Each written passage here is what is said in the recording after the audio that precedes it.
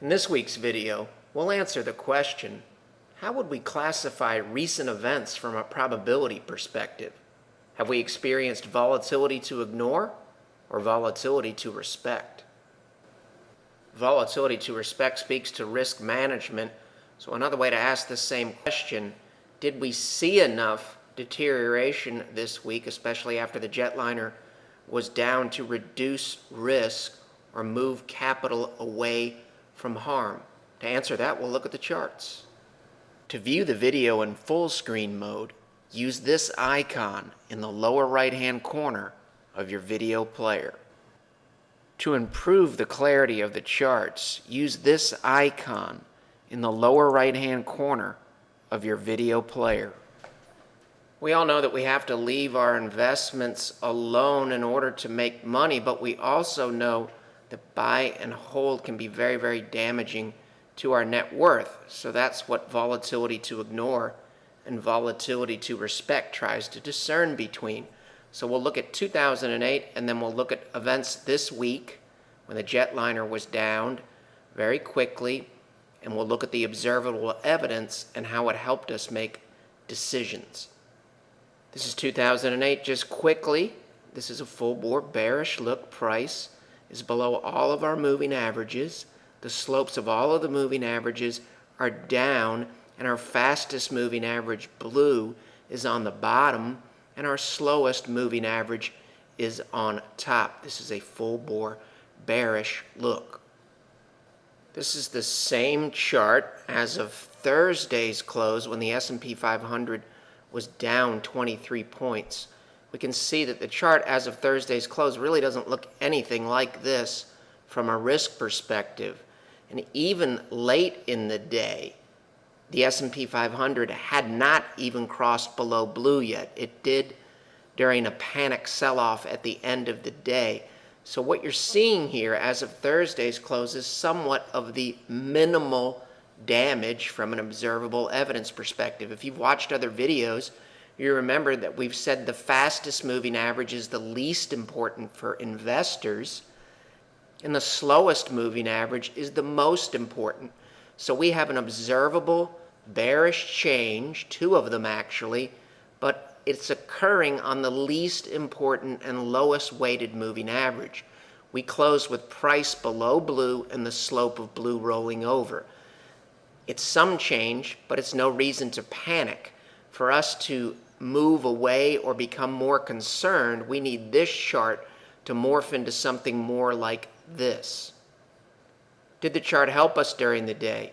This was a dialogue during the day before the close on Twitter, and our response to people that are concerned about the market, and rightly concerned, is that the S&P 500 hasn't even closed below the fastest moving average that we use, and later in the day it actually did.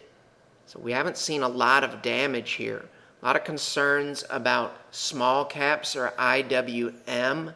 It is concerning. Small caps are used in the model, but they don't carry a heavy weight, and we know this regardless of how weak small caps are. We know this for sure. It's mathematically and physically impossible for the S&P 500 to go into a multiple week or multiple month correction or a bear market until we see observable breakdowns on this chart. This is what a bear market looks like. This is what the present day looks like. And as we've said many times in the videos, this is not the market model. It's used in the market model. It's a relatively small piece of the market model.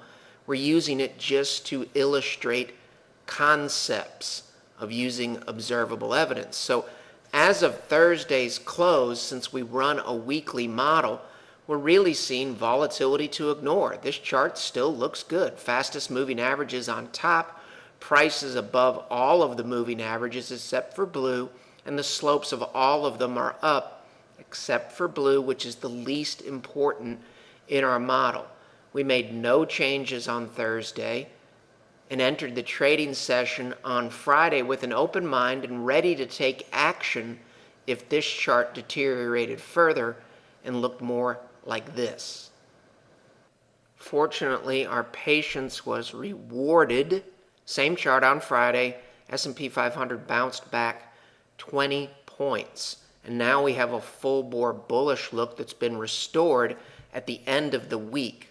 Friday's close is more important than Thursday's close.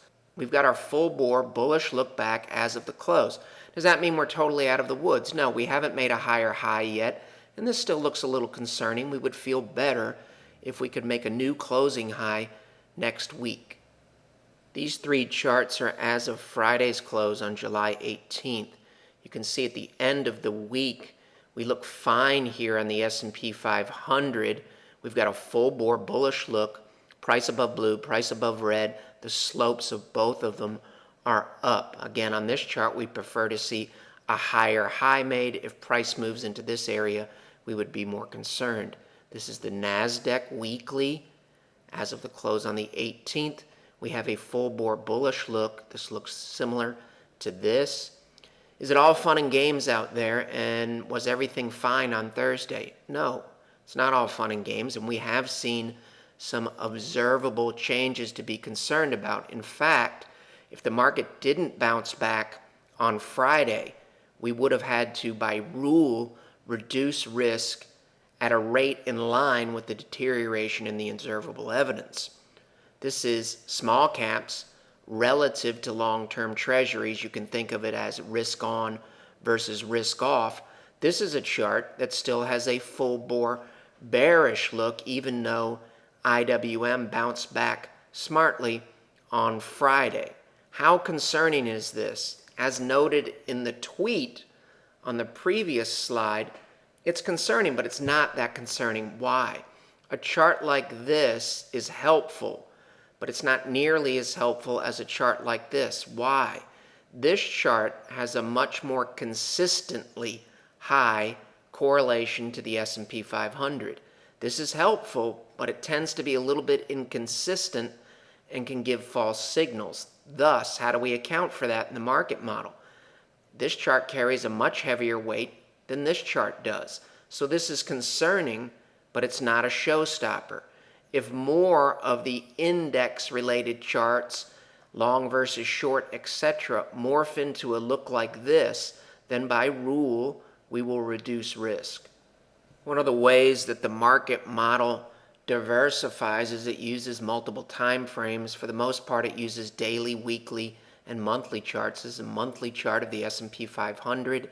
You can see here we have a full-bore bullish look and good things happened after that. Here's a full-bore bearish look as the dot-com bubble is deflating. Bad things happened after that. Full-bore bullish look. For the most part, good things happened. Here's the financial crisis, full-bore bearish look. Terrible things happened. Not as easy here, but still helpful. You can see during this advance here, the vast majority of the time, we have a full-bore bullish look. We have a long-term breakout for the S&P 500 that's still holding, and we still have a full-bore bullish look on the monthly chart of the S&P 500 index. Since we're investors and not traders, longer-term moving averages are relevant for our risk tolerance and allocations. This is the S&P 500 daily, 50-day in blue, 200 in red. Here is the day that the airliner unfortunately was shot down. You can see as of the close, price is still above the 50-day moving average, has a positive slope telling us that the intermediate term trend is still bullish and still strong. Same goes for the long-term trend here. Our faster moving average is above our slower moving average. Price is above both and the slopes are up.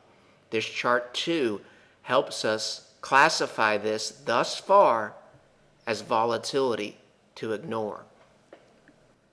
If you're new to the fold here, it's important to know that everything we do is based on probabilities, and the statements that we're making today are based upon the observable evidence that we have in front of us today. So when we classify volatility as volatility to ignore, that's subject to change. The charts may move to a volatility to respect look as early as next week. For now, they still look good. Regular viewers know that we use momentum here.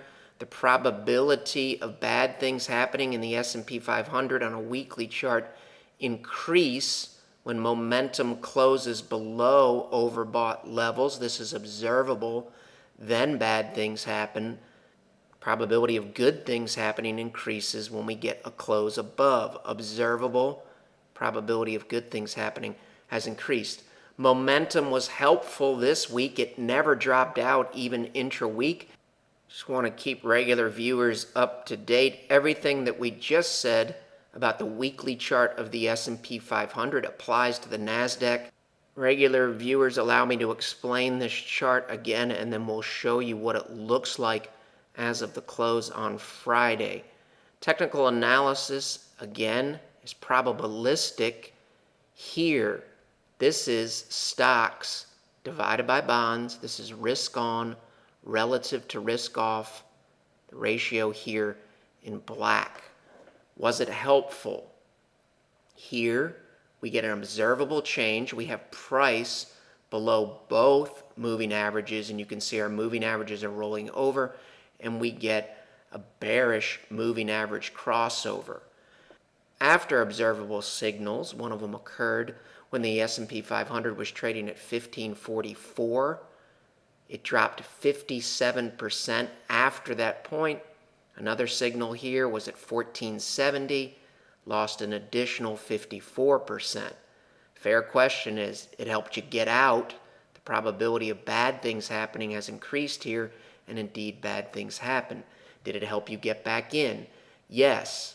Here we have a full-bore bullish look in 2009 after the stock market bottomed. We have price above both of our moving averages, blue above red, and the slopes of both are up.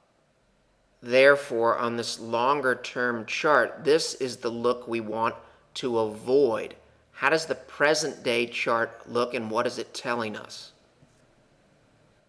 As of the close on Friday, July 18th, the exact same chart, risk on S&P 500 relative to risk off, is maintaining a full-bore bullish look and recently made a new high. What does the chart tell us from a common sense and economic perspective? When the ratio is rising and has a positive slope and has a full-bore bullish look, it tells us that the demand or conviction to own equities or stocks is greater than the demand or conviction to own more defensive-oriented bonds. How do we track all of this and convert it into a usable and actionable format in a reasonable amount of time? The submodels, we answer binary questions, some of them manually done, some of them programmed in Excel, and we also enter in unbiased and hard data. The submodels allow us to get a handle on the market's current profile, and the master CCM market model then looks at the current profile, compares it to past profiles, and recommends a prudent allocation between risk assets such as stocks and conservative assets such as bonds. Conservative assets can consist of cash, bonds, currency, or any number of investment options. If you'd like to learn more about the market model or our money management services, you can visit our website, follow along on Twitter, Facebook, read our blog short takes, or watch past videos on the Shavaco Capital channel on YouTube. The material in this video has no regard to the specific investment objectives, financial situation, or particular needs of any viewer. This video is presented solely for informational purposes and is not to be construed as a solicitation or offer to buy or sell any security or any related financial instruments, nor should any of the content be taken as investment advice. Any opinions expressed in this video are subject to change without notice, and Shavaco Capital Management, LLC, or CCM, is not under any obligation to update or keep current the information contained herein. CCM and its respective officers and associates or clients may have an interest in the securities or derivatives of any entities referred to in this material. CCM accepts no liability whatsoever for any loss or damage of any kind arising out of the use of all or any part of this material. We recommend that you consult with a licensed and qualified professional before making any investment decision.